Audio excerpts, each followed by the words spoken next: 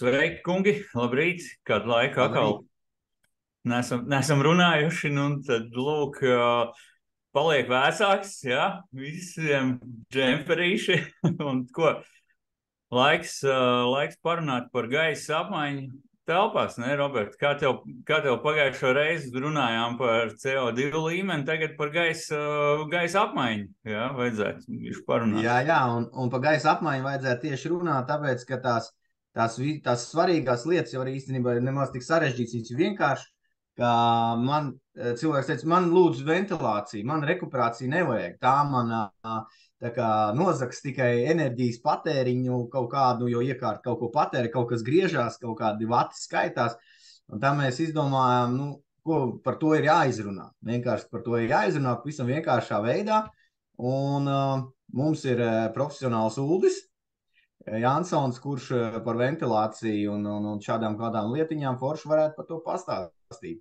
Kas tad tur ir atšķirīgs un kāpēc tas Nu, tāds jā. vajadzīgs? Jo daudz jau zina, ka tagad pēc ilga laika ņemšanās, kad visi domāja, ka gaisa apmaiņa telpās var nodrošināt ar atvērtu logu, ja? Tad beidzot ir līdz tam, kad ir šī dažādas ventilācijas sistēmas pieejams. Ja? Un tad, kad nonāk līdz jautājumu, par ko mēs runājam šeit, par rekuperāciju, ja? Tad oi, nē, to nē, laikam man tikai pašu vienkāršāko, jo visi dzird to, ka tas ir kaut kāds papildus izdevumi, ja, bet, varbūt Uldis varētu tā vienkārši izstāstīt uz pirkstiem, ja, vai varbūt pie tabulas, ja, ko tā rekuperācija nozīmē, varbūt eiro banknotēs, jo, patiesībā jau tas ir tikai, lai atgūtu kaut ko, ja. Nuldi, pastāst varbūt. Šodien tāds droši vien super īsais variants, bet par to var uztaisīt kaut kādu garāku video ar bišķi nopietnākiem aprēķiniem. Ko cilvēki dara, ja šādās situācijās, liek sienās vai visādus gaisa pieplūdes vārstus ar termostatiem, kas, piemēram, pie -5 tur aizverās ciet, ja? Ir tāda scenārija, bet man ir tikai jautājums jums, vai jūs pie -5 pārstājat telpot? Noteikti, ka nē.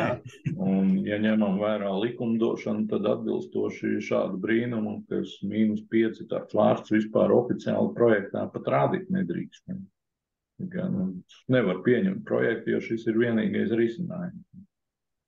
Mājā apstājās ventilācija ar no tā izrietošajām sekām, gaisa kvalitāte, mitrumi, pelējumi, viss pārējais.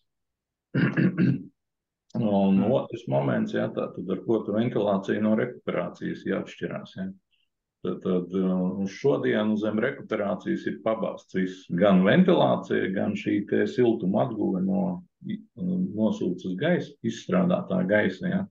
Tad rekuperators pēc būtības ir tas, kas ļauj atgūt šo te siltuma enerģiju no nosūcas gaisa, kas tiek izmests no ēkas ārā, no vecā gaisa, ja tā var izteikties, tā tautas valodā runājot. Un rekuperācija, tur attiecīgi šī te sistēma vai kā tur izskatās naudas izteiksmē un tā tālāk. Jāskatās, tur, vai jūs esat gatavi ieguldīties atbilstoši skaitli X, tur 7, 8, 10 tūkstoši eiro vai kaut kāds cits cipars atkarīgs no objekta vēlmēm, vajadzībām un tā tālāk. Vai vienkārši šo te summu iztērēt kaut kādā ilgtermiņā, maksājot, kaut kādā laika periodā X, maksājot par siltumu enerģiju patērēto, lai šo te gaisu piesildītu. Šeit ir neliela tāda ļoti vienkārša un primitīva tabuliņa. 200 kvadrātmetri māja ar minimālo gaisa apmaiņu puse no šīs te mājas tilpuma, griestu augstums tie 3 metrus. Tie būs 300 kubikmetri. Un ārā ir 0 grādu, telpā gribam plus 20. Apkure tikai uz šādu te gaisa apjomu, lai piesildītu šo te gaisu, ir 2,3 kW. Šie te 2,3 kW rezultēsies apmēram 58 eiro centi. 58 eiro centi stundā jūs maksājat par šī gaisa uzsildīšanu. Tas ir pie elektrības tarifa 25 centi par kilovatu. Jā, un ja mēs uzliekam rekuperāciju, strādā šī sistēma, tad šīs te cipars ir, rekuperators strādā ar 80% efektivitāti, viss kvalitatīvi pareizi izdarīts, ja? Tie ir 11 eiro. Piedodiet, šajā gadījumā nekādas izmaksas par siltumu nebūs, tāpēc, kad atpakaļ nākot šim te nosūcas gaisam, gaiss tiek uzsildīts ar to pašu siltumu, pietiek viņam, ja tur izmaksas būs tieši 0, izņemot tik, cik uz ventilatoru jaudina. Siltuma enerģijā nekāda patēriņa nebūs, ja. Tad 59 eiro centi stundā pret tieši 0 plus motoru enerģija, ja, kas tur ir 5 vatiem, tur griežās plus mīnus, ja, stundā. Un saku, ka droši vien jāuztais kaut kādā brīdī nopietnāks izvērsāks video par šito tēmu, lai vieglāk saliekās tā filma kopā, ja. Un tas ir tikai pie tā, ka ārā ir vidējā temperatūra 0. Ja mēs šita te uzliksim cipariņu 40, kas jārā mīnus 20, ja, šajā gadījumā, tie ir 4,6 kW. 25 reiz 4, tas ir eiro, ja. Es nopaļot uz ciparos runāju šobrīd, ja. 1 eiro stundā par 300 kubikmetriem svaiga gaisa mājās, ja. Droši vien ir interesanti. Man uzreiz Uldi jautājums tātad, bet, ja cilvēks grib tā kā, man tur tā kā viss dabīgajā, un es jau pie tiem mīnus 20 arī vēršu vaļā logu, tad man šis apjoms būs kādā veidā lielāks vai mazāks? Viņš tur nekontrolētā veidā aiziet. To, protams, var uzmodelēt, izrēķināt, ja, kā skursteņi strādās, kā visa vilkme strādā un tā tālāk. Bet man ir arī cits grafiks, kurā var ļoti labi redzēt, ja, ka vienā izglītības iestādē bija oglekļābās gāzes mērījumi taisīts, tur zinātniskais darbs skolniekiem. Ja, parādījās tāda kopaina, ja, ka telpā krītās pie atvērta loga temperatūra, bet praktiski neuzlabojās gaisa kvalitāte. Oglekļābā gāze tik vienkārši ārā neiet. Un tajās 15 minūtēs veidinot klasi, ja, oglekļābās gāzes līmenis tur nokrīt kaut kādā līmenī X, ja, bet tajā pašā laikā klasē ir +3. Tas nozīmē to, ka, lai šo te CO2 līmeni samazinātu, ir vajadzīgs vairāk laika, ja, lai, teiksim, vispār par telpu. Tur, piemēram, ja mēs runājam par kādu klasi, tad tur cik pusstundā tas gaiss varbūt atstāt kaut kādu ietekmi, tas veidināt tur kabineta noteikumi paredz, ja, ka tur tā klase jāveidina katru reizi, ja, bet šī veidināšana noved pie kapitāliem siltuma zudumiem, bet ne pie uzlabotas gaisa kvalitātes. Un tik cik tā oglekļābā gāze tur tiek izvadīta ārā, ja. Attiecīgi pēc 10 minūtēm šis te oglekļābās gāzes līmenis stundai sākoties ir atpakaļ. Ja, un vēl pie tam tie ir enerģijas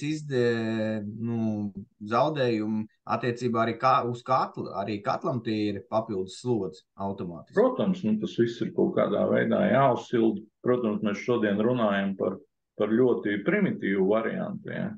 Ēkā ir inerce. Bet, protams, ka tas atsaucās uz maksu par siltumapgādi. Privāti mājā noteikti tur būs savādāk. Tur būs vairāk, tad, kad viesi nāk, kad mums ir daudz cilvēku telpā, tad parasti, kad ir CO2 līmenis paaugstinās, tad tieši tiek atvērts loks, ja. Vai, piemēram, tad, kad mēs guļam istabās, ja?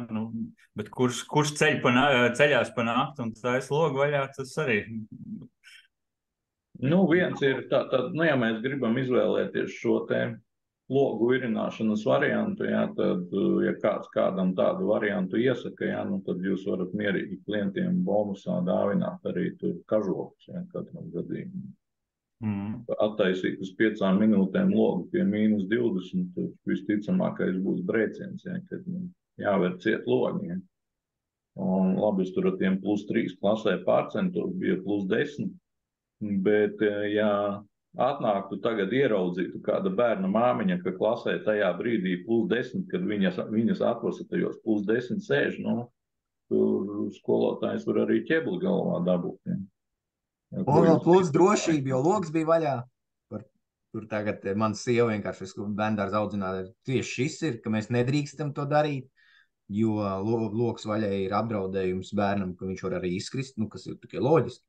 Bet tas viss ir saistīts.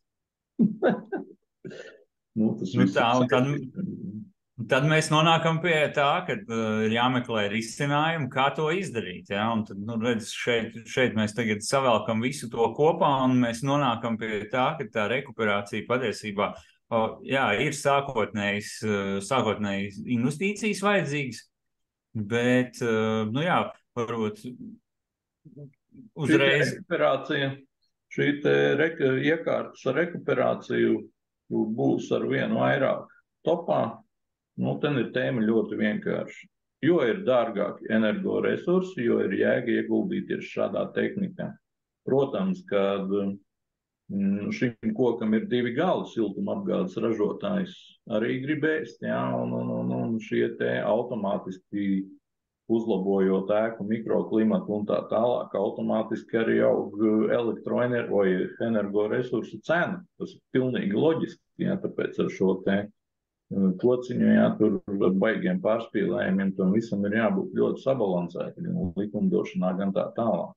No viena gala spiež davai dodam vaļā uz nulles enerģijas ēkām, tajā pašā laikā, ko darīt siltumražotāji. Mums ir trases, mums ir tas, mums ir šitas, mums ir jāuztur, un aug šie te tarifi. Cik turklāt ir alkatības koeficients, tas jau ir cits stāsts. Bet fakts kā tāds, ka tas ir likumsakarīgi saistīts. Un visiem ir tehnoloģijās jāattīstās, tātad, lai siltumtrasēs nebūtu zudumu, lai tur kvalitatīvi siltumsūkni, pareizi viss izdarīts, ierepts un tā tālāk. Lai šīs te lietas ir ļoti cieši saistītas. Tad es laikam gribētu rosināt šo tēmu, varbūt vēlreiz apskatīt, tā kā uzmodelēt precīzāk, jo šeit noteikti šo video skatīsies kāds un domās, hei, labi, bet tagad, ko tas man nozīmē, manai privātmājai, un kādi ir, plusi, ko es, zaudēju, un ar ko man būtu jārēķinās, cik daudz vietas jāparāda šai rekuperācijas iekārtai. Par to mums noteikti ir jāuztais video, jo tik zaļu materiālu, kā te šobrīd, es neesmu paradis rādīt. Tas bija 5 minūšu ātrais ideja, uzfilmējam šodien. Tas bija tikai tāpēc, lai cilvēkiem ātri parādītu, aiznest to ideju, jo man vienkārši piekdien bija situācija, kur sieviete saka, man vajag ļoti labu ventilāciju, lai man viss ir svaigs gaiss un silts, bet man tikai nevajag to rekuperāciju. Un tad es domāju, ir vajadzīgs šāds te materiāls. Super. Tad atbilstoši izvēloties šīs rekuperācijas iekārtas, ir dažādi segmenti, tur ciparos, cik viņas maksā, un izvēloties šīs iekārtas, skatoties tur ieguvumus, plusus, mīnusus, kas kam ir. Tāpat kā ar mašīnām, vieniem tur tāds, otriem šitāds, katram ir kaut kāda cita ciparu kategorija, tāpat tās arī šeit ir, ko mēs no tā iegūstam un kādi ir sasniedzamie mērķi. Super. Tieši tā, tāpēc liekam komatu atkal, un es domāju, ka šī ir ļoti aktuāla tēma, es domāju, ne tikai privāti mājās, bet arī dzīvokļos, bet tas mūsu cilvēks tāpat grib to svaigo gaisu visur, un tad es domāju, ieskicēsim, šoreiz mēs parādījām tikai tādu vienkāršu matemātisku aprēķinu, noteikti atgriezīsimies pie šīs tēmas pavisam drīz, vai ne? Tādā ziņā mēs esam super bagāti tauta, ka varam atļauties kapitāla apmaksāt energo neefektivitāti. Jā. Tāpēc ir jāstrādā pie šīm lietām, gribās labāku dzīvi. Ir vienkārši jāizpilda kaut kādi mājas darbi, ja? Un būs tā dzīve labāk. Super. Nu, ko labi, kungi, tad šoreiz paldies par operatīvo informāciju, jā, vai sanākšanu kopā un par šo te, ka tā izdevās vienkārši ātri noorientēt cilvēks, un tad tiekamies jau uzreiz drīz, lai plašāk pastāstītu par šo tēmu. Jā. Labi, visu labu. Tā, lai Super. foršu darbu nedēļu. Čau! Čau!